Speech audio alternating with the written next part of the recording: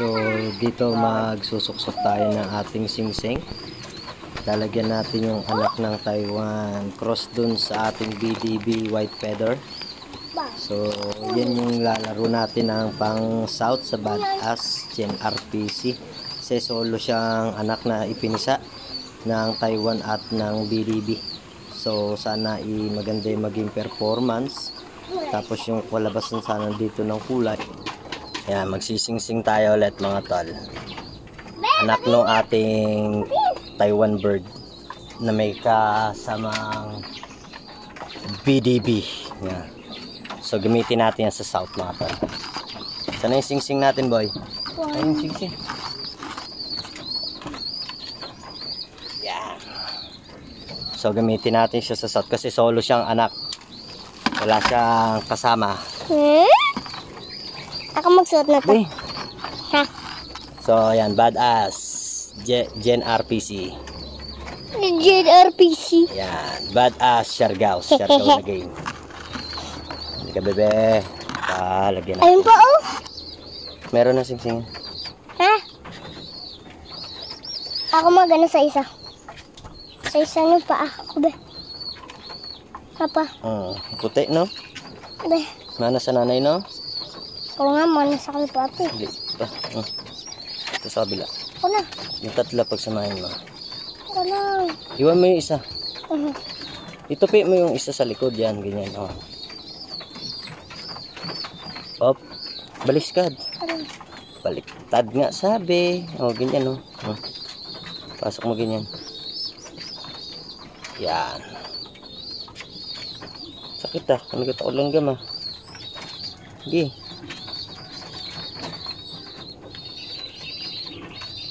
Opya, ako na. Ano pa yan pa? Wala na, sakto na to. Yung kay Choco? Ha? Isang perso ring tsaka Yung isang. kay Choco? Meron na yun man. Magsinang pa. Kanino lang wala? Kanino lang wala? Lambot ko. Kanino lang wala pa? Kanino lang wala? Yan. So yan, nasingsingan na natin siya. Sana mag white fly din ka sa tulad nung nanay, no? Ganda oh, dito lang may kulay. Puti na lahat oh. Kuwang-kuwa na, no? Papa. Dito may kulay oh. Tingnan mo. Bakit? Dito may kulay, dito may kulay. Yes, ganda naman ang inanak mo, boy. Pang south natin to, boy. Ayan ang singsing niya. Magandang inanak. Ikaw nga lang anak yan. So, ayan, magpapakain tayo ng ating mga flyers. At apat lang pala dito yung ating flyers. Then, tatlo ay kak na. Yung makikita nyo dyan, magpapapansin sa camera. Teka lang. Yan, yung itim na yan, na black check na yan. Galing yan sa Luzon kay Christian Bartikan. At saka yung itim na yan, doon din yan galing. So, hindi siya nasuksukan ng singsing kasi para hindi daw siya mailaro. Yun yung history, kaya wala siyang ring. So, yan is galing din yan ng Luzon. Tapos yung checker na nakikita nyo sa dulo na malaking ulo. Big yan, big bird yan. Kak din yan siya. So, waiting pa yan para sa maging pamapares ko sa kanya. Hinahanapan ko pa siya ng paparisan. So, yung isang brown dyan at saka yung blue bar na double ring. Yan ay anak niya ng checkered na big bird. Yan. So, yung nakikita yung black check at black Luzon line yan. Galing yan dun sa ating mamahaling kaibigan na kay Christian Bartikan. Tapos, yung apat na YB dyan, yan ang ipanglalaro natin para sa December at February. Dahil sana umabot yan sila dun sa hanggang dulo. Sana maka-training na tayo kasi bata-bata pa to eh. Mga nasa 3 months old pa lang to.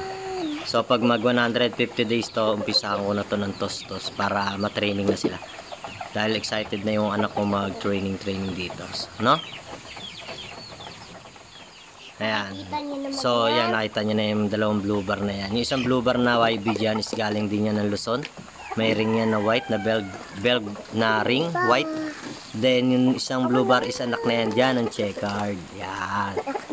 Then yung brown na may bar na yan, yung brown bar na yan, is anak din yan ng checkered na yan. Ang nanay niyan is nandun sa taas, sa breederan. Dahil pinapakondisyon ko siya at nagkasakit.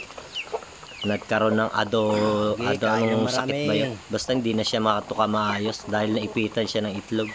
Nung umitlog pa siya ulit, naipit na, nabara dun sa ano niya. Naniugot ko na lang. Kaya yun nga may sakit, kaya hindi ko sila mapag-breed na ulit.